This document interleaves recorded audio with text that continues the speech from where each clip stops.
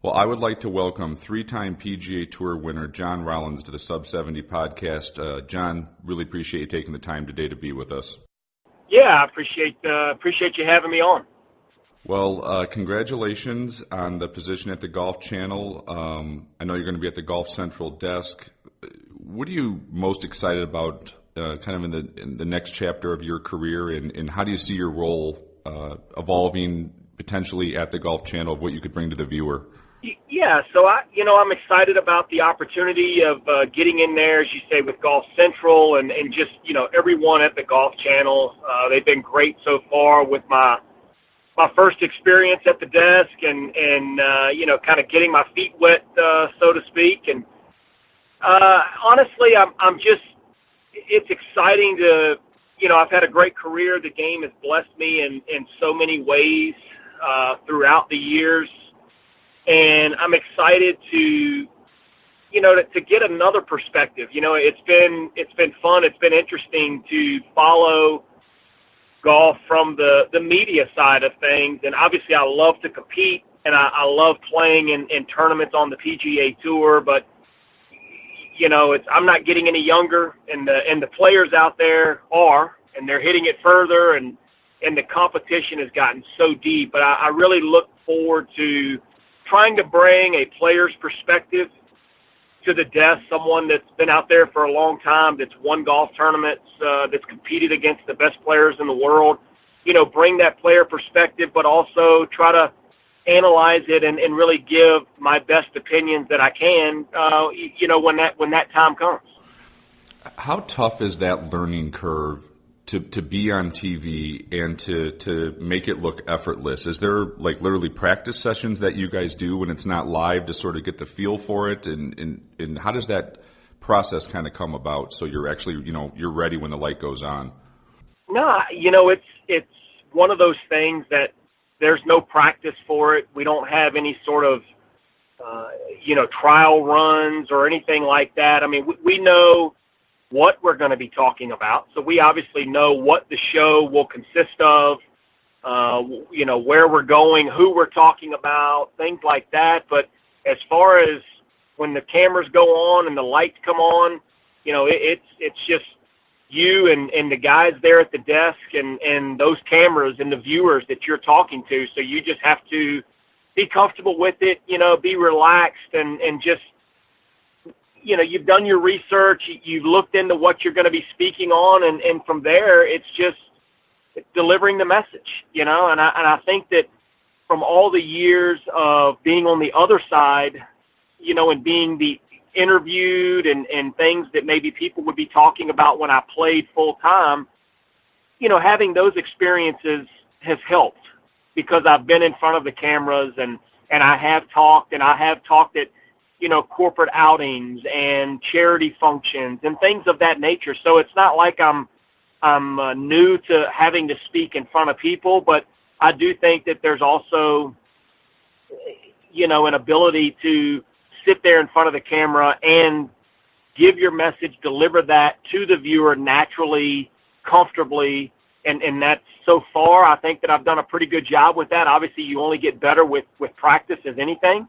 But like I said, there's no trial runs or anything else. They just put you out there. We know what we're going to talk about. You just got to talk about it.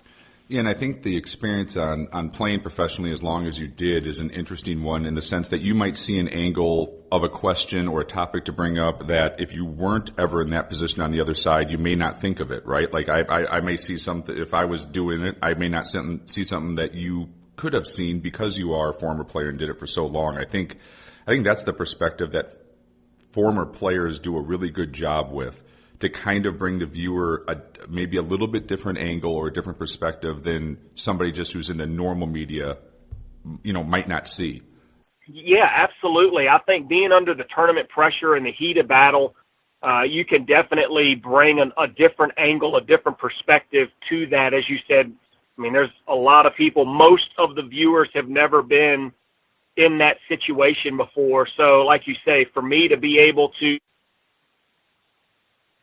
is feeling or what, may be going on in their head or, the particular shot that person just hit, I think that's an interesting angle, to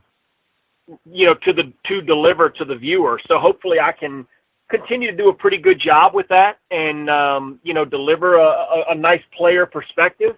But I definitely think that is an advantage and something rich that can be brought to the broadcast, being that I have been in those experiences that you were talking about.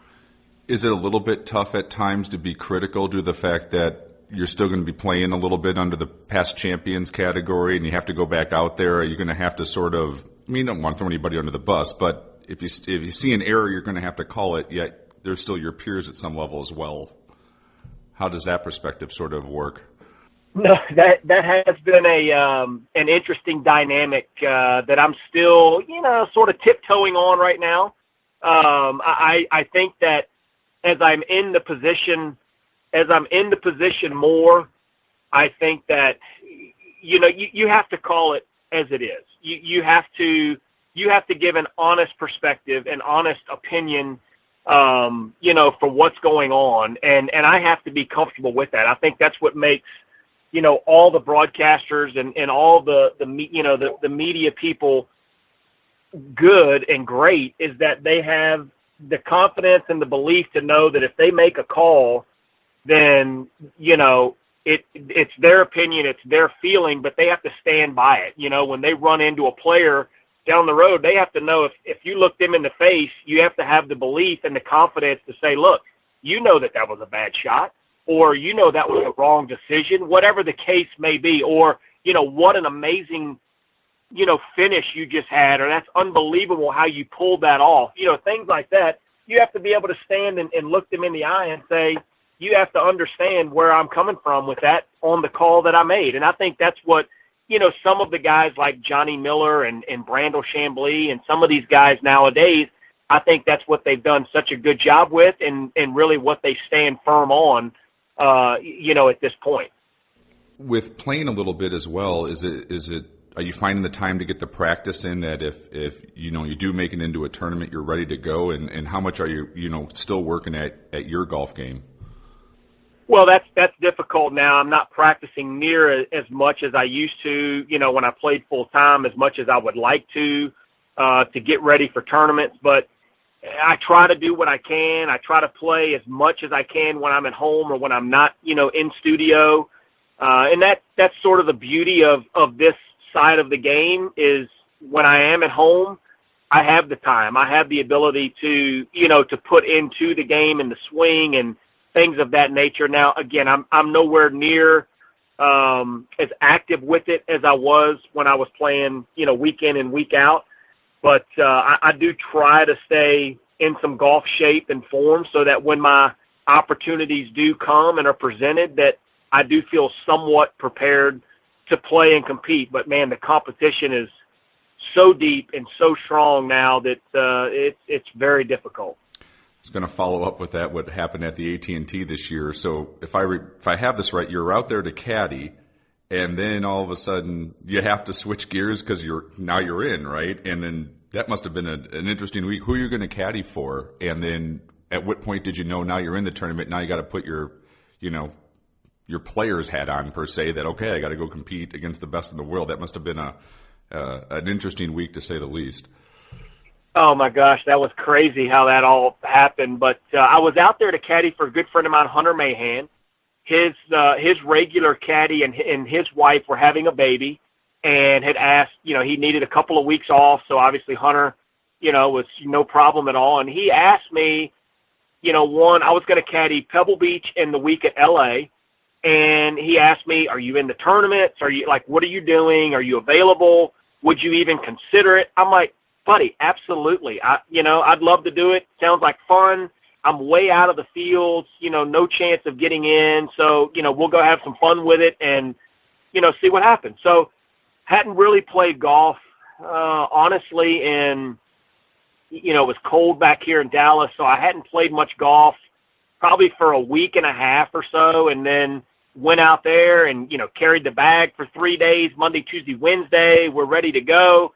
And about 5:45 Thursday morning at Pebble Beach, my phone rings and wakes me up. And I'm like, because we were teeing off at 10 o'clock. And I see like PGA Tour headquarters on the phone, and I'm like, what in the world is going on? So I answer the phone, and, the lady on the other end, she informed me that they had taken a withdrawal, and I am now in the tournament. And I was like, come again? And, she explained to me what had happened, that they had nobody else on site as an alternate. I was still committed to the tournament, so that kept me in the field or on the alternate list. Yeah. And because I was there, they had no one else that could play, so I got the next available spot. So now I'm in full panic mode, and I've got to call Hunter and explain to him what's going on. Him and his wife, Candy, were very gracious to the opportunity. They said, let us, we can work this out. This is an amazing opportunity. If you weren't here to help us, you would never be able to be in this situation. So I thought that was awesome of them, and I was very thankful to that. So they ended up, shuffling some caddies and things around, and I was able to go and register. I only had 3 hours to my tee time when I got the phone call. So, again, I hadn't hit a golf ball in, a week and a half or so. I've been caddying. Luckily, I had my golf clubs that I brought out just with a little – yeah. I thought you could borrow sticks. I had my set in a carry bag just in case maybe I got to practice one afternoon when Hunter finished or something like that. So luckily I had that. Fortunately, it rained, so it was wet. I had to wear rain pants because I didn't bring pants. I had shorts on under rain, totally unprepared for golf. And I get thrown in the heat of battle, and somehow I go on and make the cut in the tournament, which was like a story in itself. But it was just an amazing week, a lot of whirlwind of emotions and things that went on. But, I had fun with it. I enjoyed it. And then I went to caddy the next week at L.A., and there you go. So you didn't know your Pro-Am partner either? Just meet him on the first tee? No, I had no idea. Yeah, I got to meet him on the first tee, and, we had a good laugh about some things and turned out to be, a great guy, and we had a great time, loved our time together, and we keep in touch now, and those are the things that are great about the tour, the relationships that kind of form out there, and it was a lot of fun. I had a great time.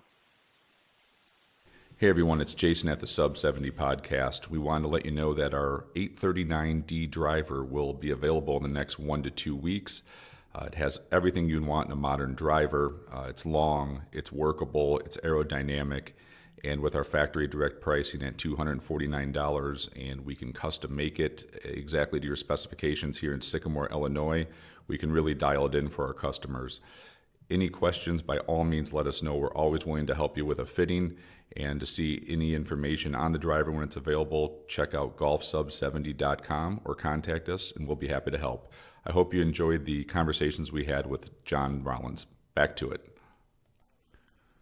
How do you enjoy caddying for another professional, and is it easy for you to do because you've been on the other side, so you kind of know what the pro needs, and from that perspective, is it a pretty simple transition for you to go out there and caddy at the highest level, right? We're not just talking a casual round; you're talking the biggest stage on the world, or in the world of golf. So when you do that for Hunter, what perspective, or how do you sort of view what you need to do to get the most out of that guy that week? Well, I do think that, yes, I kind of know what I like from a caddy. Now, obviously, Hunter's likes and dislikes, would be totally different, but I know kind of what's expected or what is very helpful to a player. So I think there's some benefit in that. I think from Hunter's perspective, he's not dealing with having to not necessarily teach another caddy, because he could have found any tour caddy that he wanted, but he doesn't have to worry about that. We're good friends. He knows that I'm going to understand the game and how to stay out of the way and how to do all the nuances of helping a caddy rake a bunker, get a flag, clean a ball, all of those things, because I've been around it and I know what good caddies do.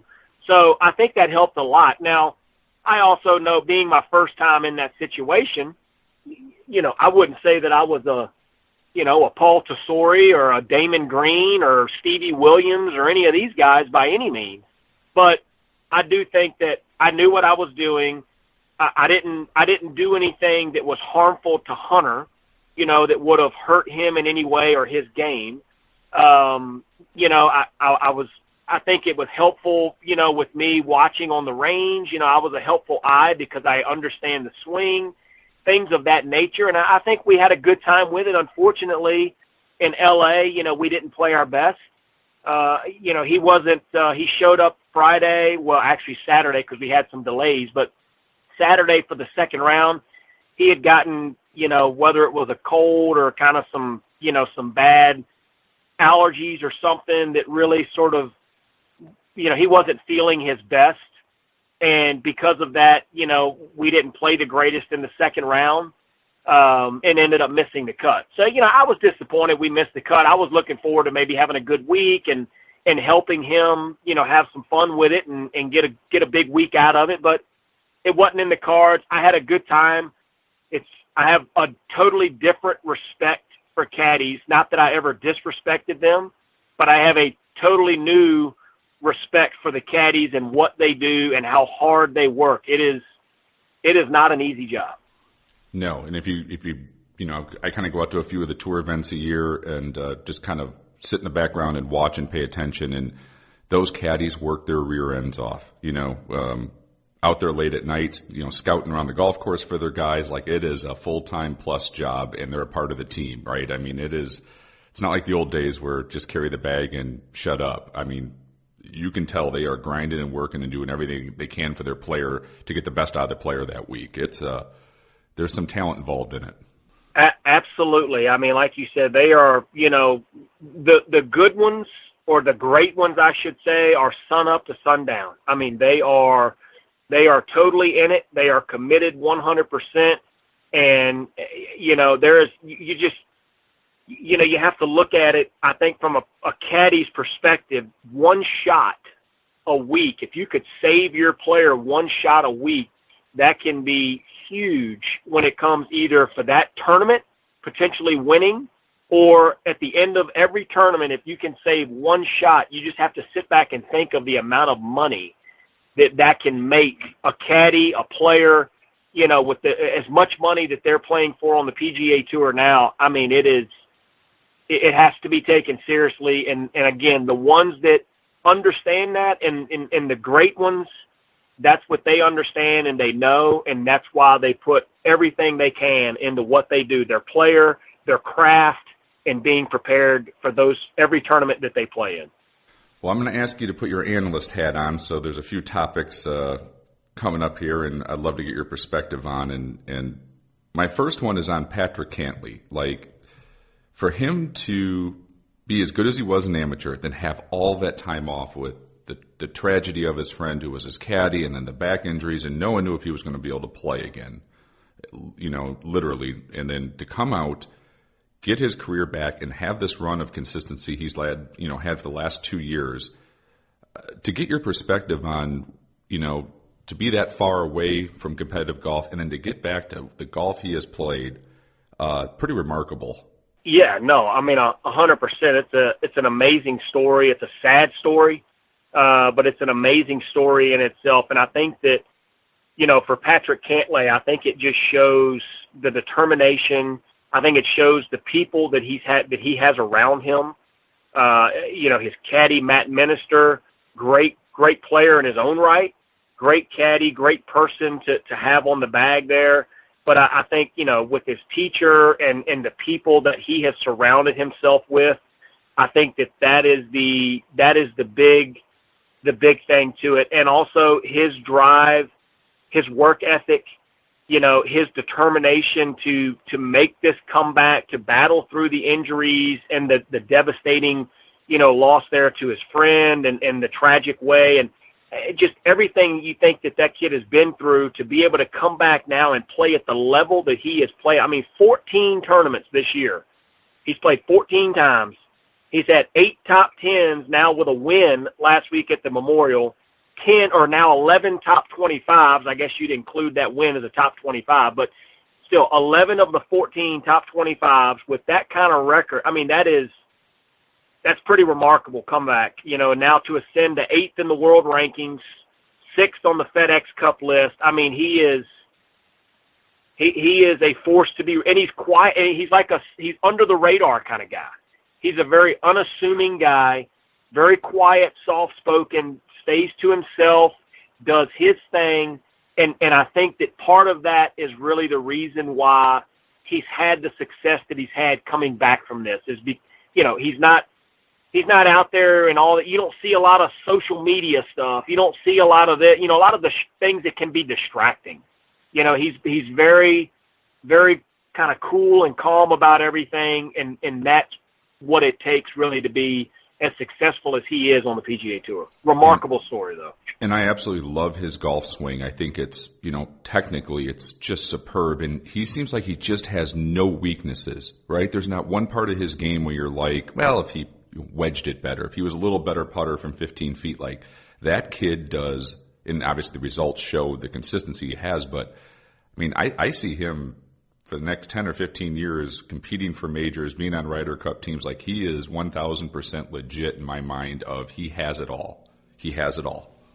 No, absolutely. Well, I mean, he's already had, the 2 majors we played this year, 2 top 10s, was right there at Augusta through 15 holes on Sunday and, just couldn't quite get over the hump there. We obviously know that a guy that does pretty well at Augusta, he's tough to beat when he gets in that situation. But, he's there. He's putting himself in the position. Now it's just, yes, I agree. Patrick Cantlay is going to be that next breakout champion winner, major championship winner. And when he wins the first one, it could be a floodgate effect where he just opens the door and he is there every single time that a major championship rolls around. I wanted to get your perspective, but I had a feeling that's what you were going to say. Like I said, I love everything about his game. And it could work very well at this U.S. Open we have coming up here at Pebble Beach. You played in the event, I believe, in 2010. What should golf fans expect to see out there from that golf course, for this sort of major championship? Well, obviously Pebble Beach, beautiful place, love it out there. It depends on the weather. Weather's so dependent. It affects so many things out there, at Monterey Peninsula there. And if they get rain and the golf course is soft, who knows? You could see some low scores. It's hard to say that for a U.S. Open, but again, if it's receptive, the fairways play wider when that happens. The greens obviously will be softer. They will get a little more beat up, so the putting could be a bigger issue. But I would love to see it play firm and fast. If it does, it's going to be an amazing test. When I was out there for the AT&T, they had already begun making the changes to the fairways and bringing them in and kind of getting the mowing patterns set the way they want them in preparation for the tournament. So if it's firm and fast, I think you're going to see some pretty high scores. But again, it's all going to be weather dependent. If they get some good weather, it's going to be great. If they get some poor weather, then it's just hard to tell, and it's going to get. I think the scores will be lower than what the USGA will want, but they won't be able to change that if the golf course is soft and receptive. Did you take a week off before a major when you were playing full time, or did you like playing yourself into form before major championships? I don't know that I ever had like a system. Whether I knew I always played. If I was in the Masters, I would always play Houston, just because it's a good setup. I thought they did a good job with the golf course preparing you for Augusta. There were times that I did go to Augusta early, like a weekend before, but, I never had that I'm going to play the week before or I'm not. I think it just depended on maybe the tournament or, the location, where the U.S. Open may have been, or obviously the British Open. I would try to go over and play the Scottish Open the week before to kind of get acclimated to the time change and things like that. So I did that a number of times. The PGA Championship, again, was a golf tournament that I think I treated the PGA for some reason more like a regular tournament. No disrespect to the PGA in any means, but it was just one of those where it usually had a good flow in the schedule. So I could play regular tournaments and then just lead right up and go into the PGA, and you just felt like you were going to another tournament on the PGA Tour. So that tournament's always had a little bit more of a normal feel to me than the Masters, the U.S. Open, and obviously the Open Championship. But, again, I never really employed any sort of set system or guideline that I had to follow getting ready for major tournaments. And another big one this week, the Canadian Open. It's another national championship. You have one of those in the trophy case. So thoughts on the Canadian Open, and have you ever played Hamilton Golf and Country Club where they're having the event this week? And I'm assuming they'll kind of have it as a U.S. Open style setup with a little bit tighter fairways, a little bit more rough to kind of get the guys acclimated for Pebble. I actually, the year that I defended my Canadian Open title was in 2003 at Hamilton. And I, unfortunately, was only there for 2 days. I missed the cut by a shot. I shot even par for 2 rounds. And I missed the cut in my title defense. But, man, what an amazing golf course Hamilton Country Club is. And like you said, that will be a perfect tune-up, setup, preparation for the players that are there this week. They've got a great field. And those guys that are in the U.S. Open, they're in store for a treat of a golf course. An amazing tournament, and it will be a great way for them to really hone their games in. Like you said, get ready for some good rough, some greens that have got some slope and some speed to them. It was an awesome golf course. I remember loving every minute of it there at Hamilton. Looking back with your victory at the Canadian Open, what sort of your memories that you have from getting that first one and notching that first win in a pretty big stage, for a national championship? Just sort of looking back, what comes to mind when you sort of think about what you accomplished with that? Well, it really came out of nowhere. I mean, I played great the last day. I shot 7 under par in the final round and was really way out of the golf tournament. And even at the end of the tournament, I'm standing there around 18 and obviously I had to wait. Justin Leonard and I were finished at 16 under par, and Neil Lancaster came to the 18th hole at 18 under par. So he was right in the middle of the fairway, 2-shot lead. I'm watching all this happen behind the 18th green. He ends up basically making a double bogey somehow and lets Justin and I in a playoff, and it all happened so fast that I really had no time to process what was going on. It was kind of like, oh, my gosh, we're in a playoff. My caddy and I, we jump in a cart, we go to the tee, shake hands, draw numbers, we hit, we play. I make a birdie in the first playoff hole to win the golf tournament, and it was just like, what just happened? It all, again, I think it was a blessing the way that it all sort of unfolded, because it didn't give me time to think about what I was doing, what position I was in, the stage that I was on. It was more of just I was reacting to the moment. And it was amazing. It just totally changed everything in my golfing career, from just my belief in myself to my time on the tour to sketch. I mean, just so many doors opened up. But, again, totally shocked that I was even in the situation, but very grateful that things worked out the way that they did. Sounds like one of those deals where it maybe hits you a few days later of what you actually accomplished, right? It's got to be one of those things where you kind of wake up a couple days later and go, holy Christ, I just won the Canadian Open on the PGA Tour, right? Absolutely, yeah. I mean, it's just, you say you're in the moment, it finishes, you hang out. I had some friends and all that were there. Some sponsors at the time were from Canada, my clothing apparel, things like that. So I had some ties to the Canadian market, and we had a lot of fun, obviously, that night after the victory. And, like you said, then a couple of days, and then I went and played the very next week. We were in Pennsylvania, so I played the very next week, and then to get the reception from the other players and caddies and coaches and everybody, the congratulations and things like that, it took a couple of days, and then it all started to kind of sink in, and and then you started to really process what happened. And with victories, and you had two more on the PGA Tour, the BC Open and the Reno Tahoe, comes the opportunity to play in major championships, and you've played in all of them. Was there one that best suited your game that you thought you had the best opportunity to win? And what makes those major championships so special from a player standpoint? And like I said, is there one that really stuck out in your mind that yes, you thought you had the best chance, and you also just purely enjoyed that whole week more than any of the other ones? I would say the U.S. Open probably is one that I felt fit my game the best, and I say that because I was always a great ball striker.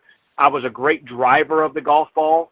I know that there were, throughout the kind of the peak or middle part of my career, for good 7-8 years on tour, I was within like top 5 of total driving on the PGA Tour.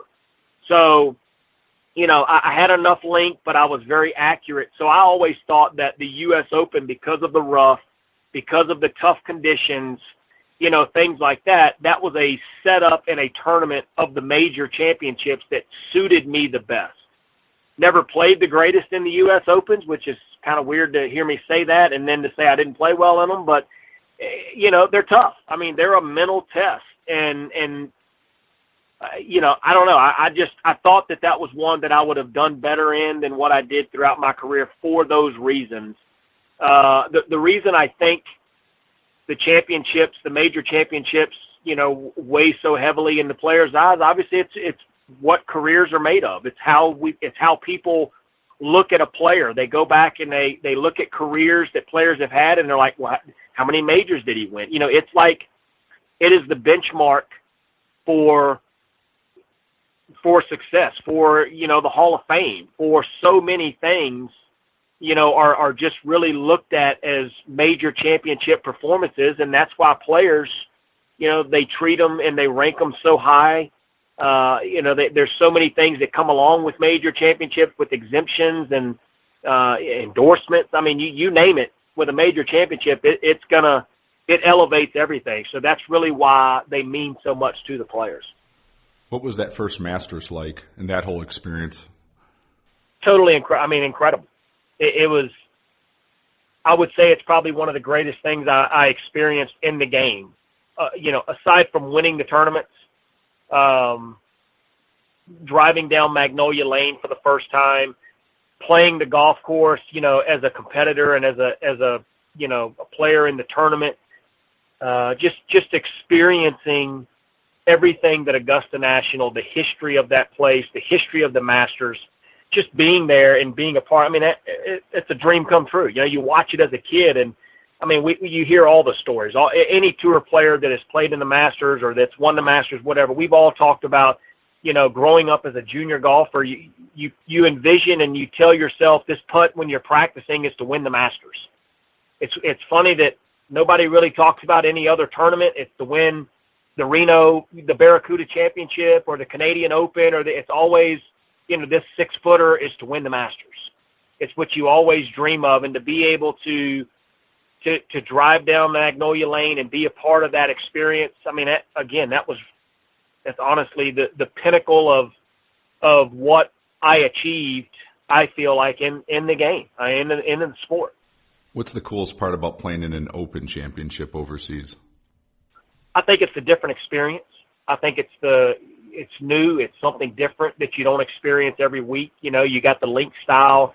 The fans are great over there in Europe and at the Open Championship. They understand. I think sometimes in the States here, I think the fans can get spoiled a little bit to such great golf. And the golf courses are totally different. They're used to seeing players flag 5-irons and, hit shots over bunkers that, spin back and they're right by the hole. And, they're used to those heroic style shots. But then you go to the Open Championship and, sometimes hitting an 8-iron to 20 feet is a good shot.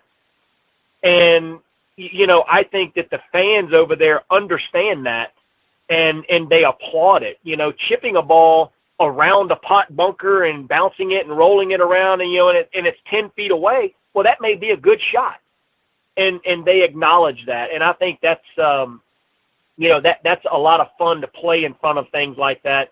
It's just a totally different experience, and that it's unique, it's different, and that's what I enjoyed about going over there. Plus, the people are great. You go out and you have dinner, and you may go to a little local pub and have a drink with friends or somebody, and the people that are in there, I mean, it's almost like they've known you their whole life. They're in there just talking to you, laughing, you're having a great time. Just a lot of fun over there at the Open Championship. When you do turn 50 and you're a few years away, is the Champions Tour, would that be something that's on your radar to kind of go back out there and play competitive golf on a full-time basis, or is that kind of to be seen to see how the broadcasting goes and where your career kind of goes in the next 6-7 years? I think I'd love to to compete on the Champions Tour. I mean, I feel like I've had a long career on the PGA Tour. I've put myself in a position to where I should be able to have some status out there and have the opportunity. So because of that, I feel like, I would love to entertain, a career or the opportunity to play out there. Obviously, I've got 6 years to go before I turn 50. So, hopefully my body holds up. Hopefully I keep myself in, some playing shape. Things like that. I mean, you never know. I mean, obviously, if the broadcasting thing develops into something, really big and really nice, then I have some decisions to make. But at this point, I would love to entertain the option of competing again on the Champions Tour when that time comes. I know we touched on this a little bit earlier, but you're talking about how deep the competition is out on the PGA Tour and Web.com Tour, and just all the younger players, how they seem to be ready to win earlier. Do you think that's truly a fair statement? Or, your generation was pretty good too when you guys all came out. Do you really think there's that much of a difference? Or is it, does the equipment kind of make that difference a little bit? Do you really think the players are actually better than, say even your generation coming out when they're ready to turn professional? Is that a fair statement, or is that a little bit overblown? No, I think it's a fair statement. I think that, if you look now at the PGA Tour, and it would take a little bit of research to figure this out, but if you look now at the PGA Tour at guys that are, you can even say 40 and above, that are competing consistently, at a competitive level, that are keeping their card, that are, right there, you're going to be hard pressed to find 12 guys. That are 40 and above, that are really that are making an impact on the PGA Tour, that are 40 and above. So, and when you do find them, you're going to look at those names, and then you're going to say, oh, well, he's a Hall of Famer. He's a future Hall of Famer. He's, what I mean? You're not talking about just your random tour players that are still playing, at that age at a full-time competitive level. Back when I came on tour back in 2000, I think you would have found that, one, the average age was much older, but you would find that there were a lot more guys that were in their upper 30s to mid 40s, whatever, that were still winning golf tournaments, that were still competing at a high level, so I think that because of that shows, one, the tour's gotten much younger, the tour's gotten much deeper from, the 35 and down, that, it's driving that 40-year-old player out of, off the PGA Tour, so to speak. So it's kind of driving that player away until he can turn 50.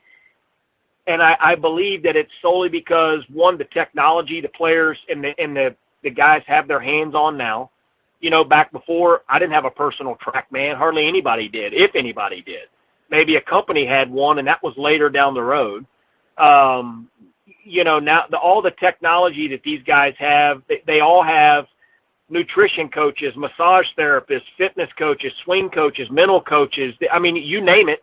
They've got, a gamut of instructors that they're going through, that are traveling on a weekly basis.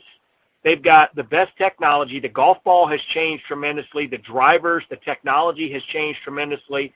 And the style of the game has changed. I mean, you used to have to be a shot maker. You used to have to curve the ball, control spin, control your trajectory, do all of these things. You don't have to do that now. You don't, that's what I see when I play now, some of these younger 24, 25-year-old kids, that they don't really have to worry about, ball spinning back too much or, this or that. It's a hit it 350, get as fast as you can, club head speed, hit it as far as you can, and get really good with your wedges and your putter.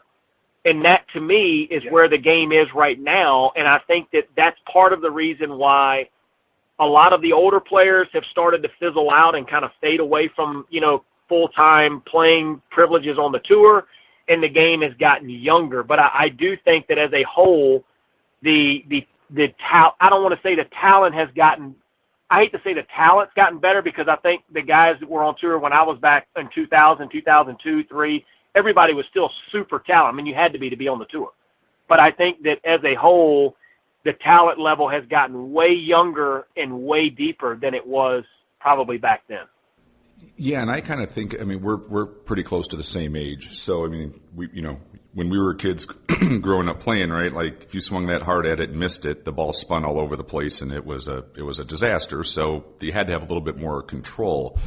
And it's probably hard for somebody in their 40s to sort of unlearn what we've learned and go to compete against 25-year-olds who have had that equipment since they've been playing competitively, right? So let's say in the last 15 years, the ball, when the Pro V1 came out in 02, 03. So those kids have never had that older type of equipment, which you kind of had to adjust your swing with. And I'm wondering, because they've been on that curve of that, let's just call it modern equipment from that point, is their ascension to playing at the highest level a little bit easier because of that equipment? And now at 23, they're ready, where maybe the previous generation had to kind of learn their way through it a little bit more and figure out, okay, this can work on the web, but now I'm on the PGA Tour. I have to kind of do this for my game to be competitive, where now it's sort of like, here's the formula. Bang at 350, like you said, work on your wedges and put the tar out of the ball. And no matter if you're on the web or Canadian Tour or the PGA Tour, that works. Is that a fair assessment of where I'm kind of potentially thinking how the change is and why these guys can play really high level at a younger age? Wait, I totally agree with that. I think that is the key. That's the difference. The learning curve has been, almost taken away. These kids will come out of college now, and a lot of them nowadays, they're coming out of college, they go right to the PGA ranks, and they're winning golf tournaments. Yeah. They're winning within a year, within 2 years. It would take, you look back in the past, it would take a lot of guys 2-3 years just to get back and forth on the tour to keep their card. Mm-hmm. And now kids are coming out of college, like I said, and they're winning, whether it's Web Tour, whether it's, PGA Tour, you name it.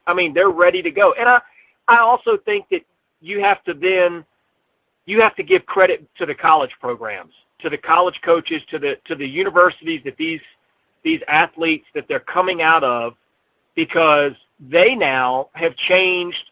They not only have changed, their coaching philosophies, but they've had to, because of the curve and technology, because of the resources that are now available to them as a coach, to their team, as players.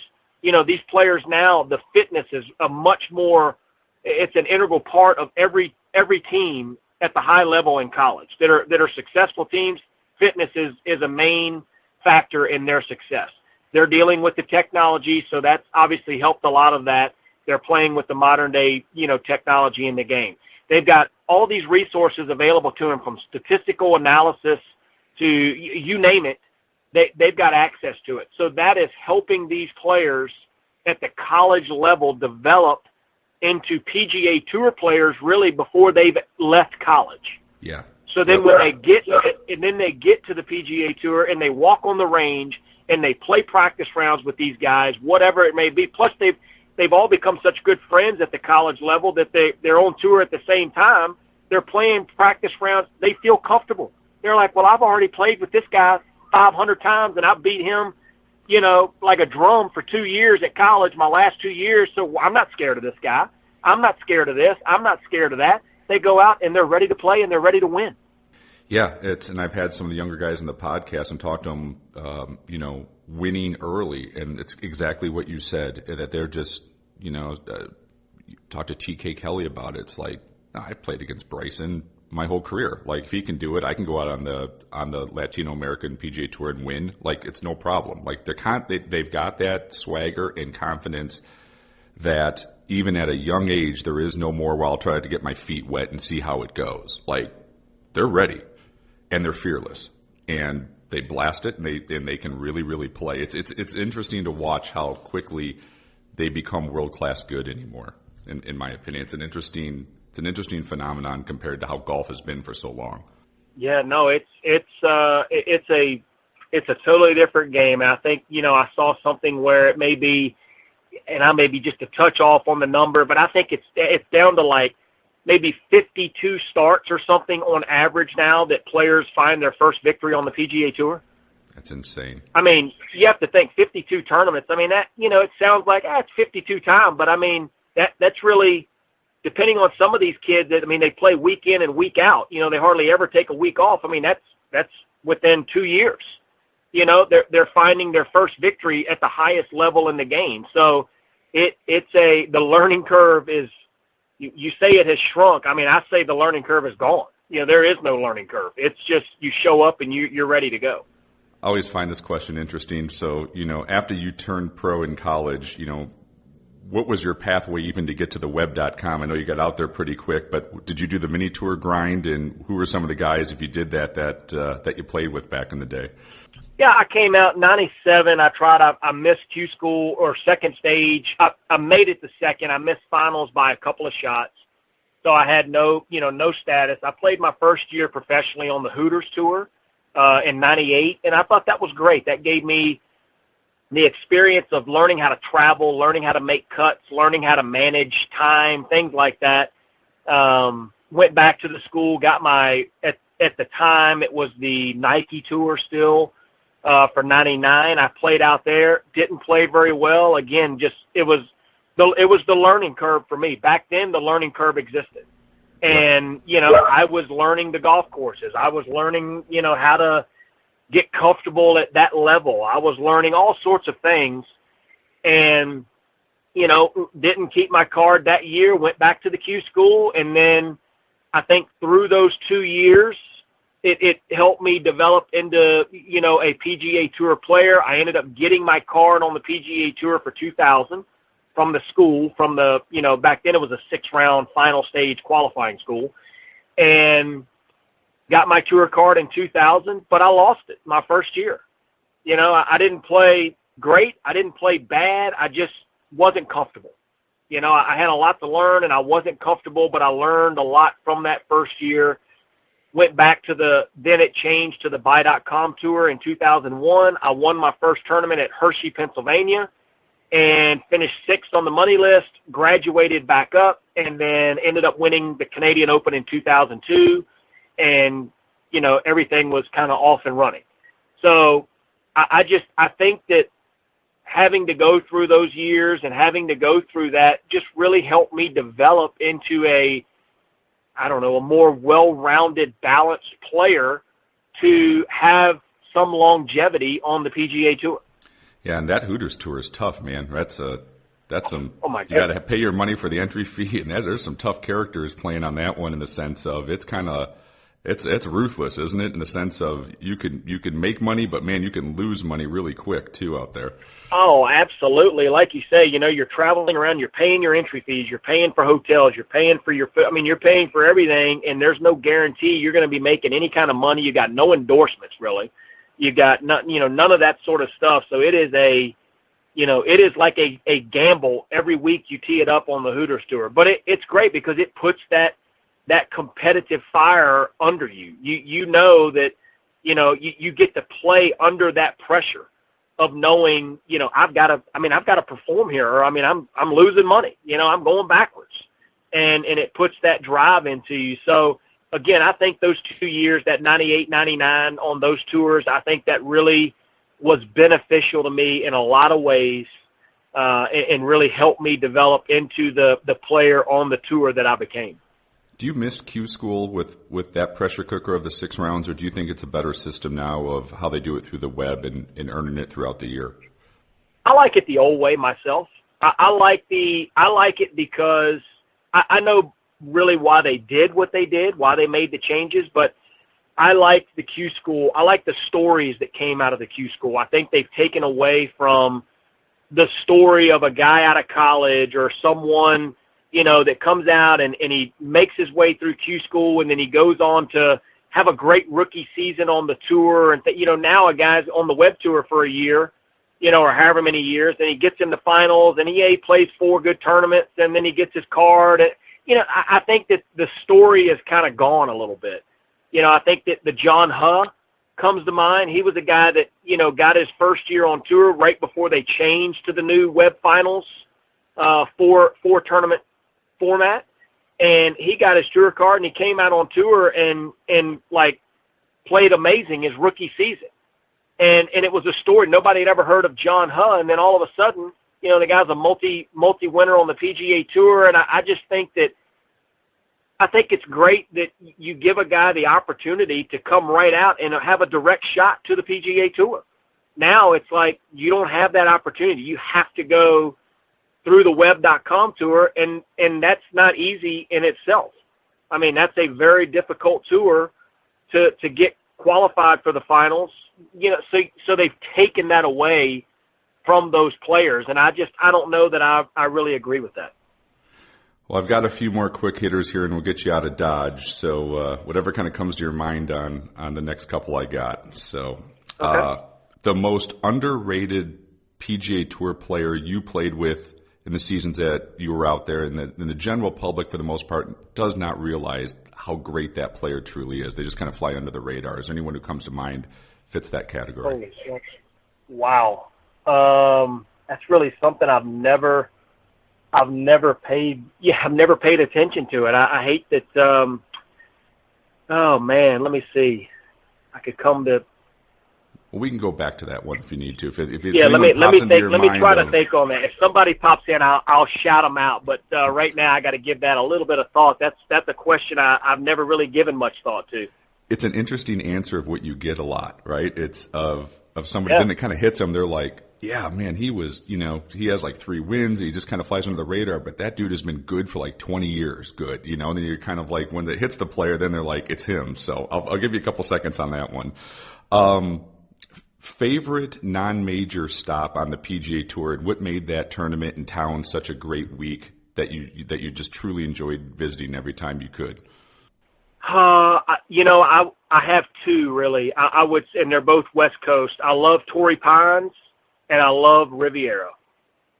I love Torrey Pines. We love the area. My family, we had a great hotel we stay at. We had great restaurant. We just love the area of La Jolla, San Diego, the golf course there at Torrey. We just loved our time there, and I played well there. I had a chance to win, the Farmers Insurance. I was close a couple of times, but, losing to Nick Watney the one year there, I believe it was 08 or 09, that was a lot of fun and got close there, but love Torrey Pines. And then Riviera, it's Riviera.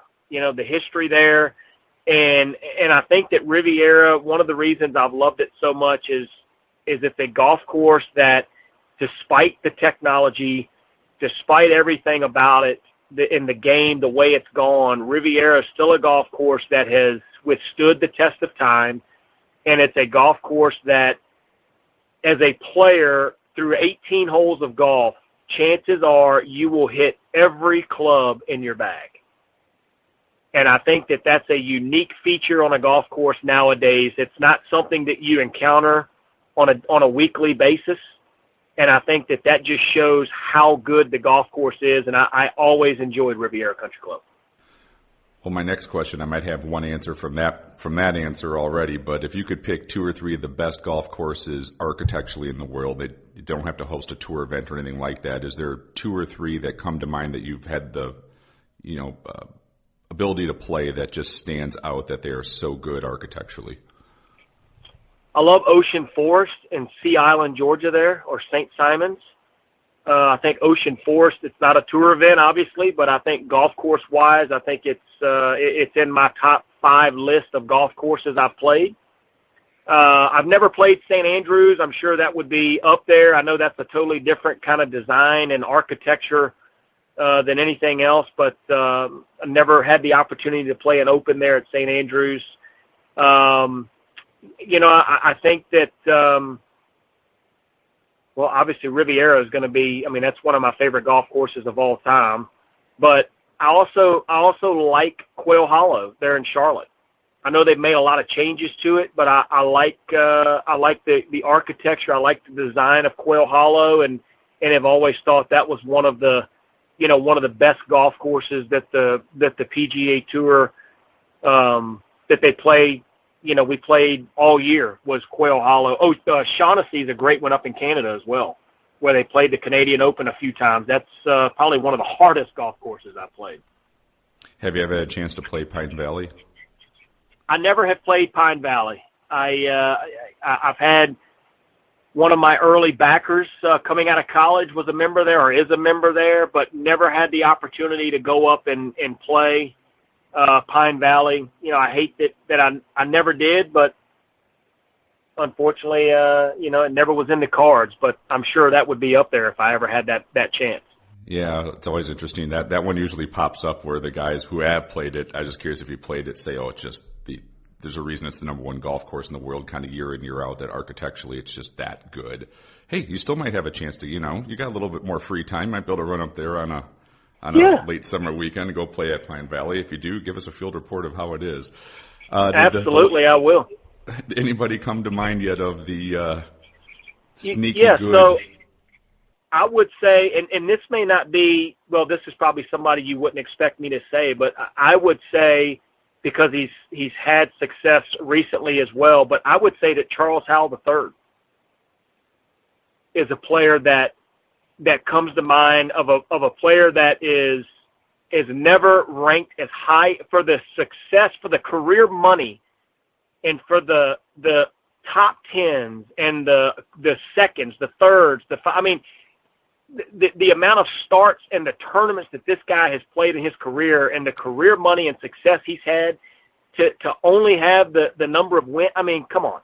This guy was like forever, the best player by far to only have 1 win. And he was like a top 30 money winner every single year, it seemed like, and he never would win golf tournaments. And he never would break the top. You could say, I don't even know what his highest ranking ever has been in the world ranking, but I don't know that he ever got above the top 30 in the world. But he's like an ATM. It's like $2 to $4 million every year, and he's done it for 20 years. To be that good, that consistently good for that period of time, and it doesn't look like it's stopping. He win late last year, and he's had a solid season this year. Yeah, he's going to do this for 30 years, literally. And by the time it's over, he's going to make he's going to make $100 million, and people are going to be like, he's made that much. He's going to play in 650 tour events probably at the pace he's going, or 600. I agree with you. He is, to do what he has done for that long, he's stupid good.